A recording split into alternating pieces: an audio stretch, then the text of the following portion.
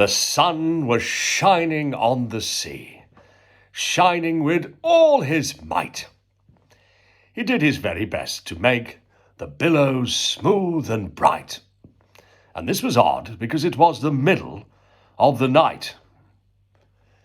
The moon was shining sulkily because she did not think the sun had got any business to be there after the day was done. "It's very rude of him," she said, "to come and spoil the fun." The sea was wet as wet could be. The sands were dry as dry. You could not see a cloud, because no cloud was in the sky. No birds were flying overhead. There were no birds to fly. The Walrus and the Carpenter were walking close at hand. They wept like anything to see such quantities of sand. "If this were only cleared away," they said, "it would be grand."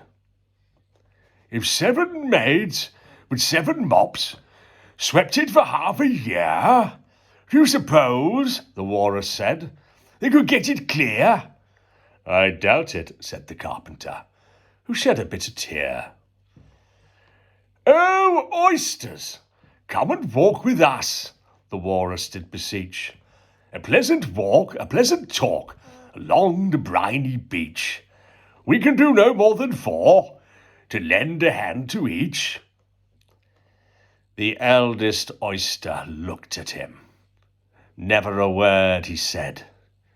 The eldest oyster winked his eye and shook his heavy head, meaning to say he did not choose to leave the oyster bed. But 4 young oysters hurried up, all eager for their treat. Their coats were brushed, their faces washed, their shoes were clean and neat.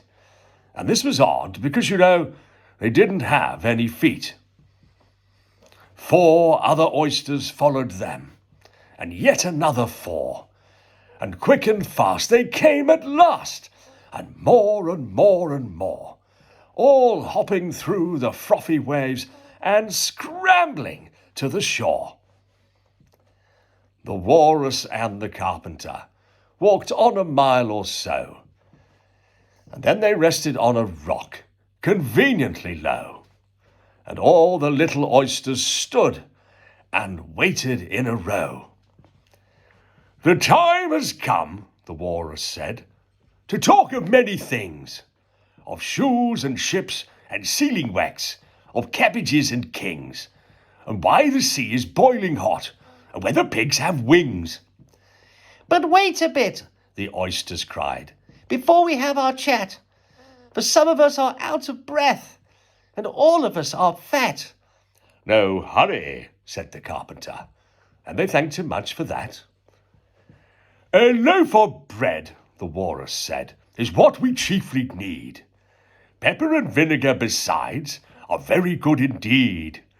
Now if you're ready, dear oysters, we can begin to feed." "But not on us," the oysters cried, turning a little blue. "After such kindness, that would be a dismal thing to do." "The night is fine," the Walrus said. "Do you admire the view?" "Oh, it was so good of you to come, and you are very nice."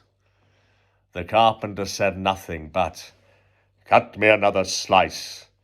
I wish you were not quite so deaf. I've had to ask you twice." "It seems such a shame," the Walrus said, "to play them such a trick, after we brought them out so far and made them trot so quick." The Carpenter said nothing but, "The butter's spread too thick." "I weep for you," the Walrus said. "I deeply sympathize." And with sobs and tears he sorted out those of the largest size, putting his pocket handkerchief before his streaming eyes. "Oh, oysters," the Carpenter said, "you've had a pleasant run.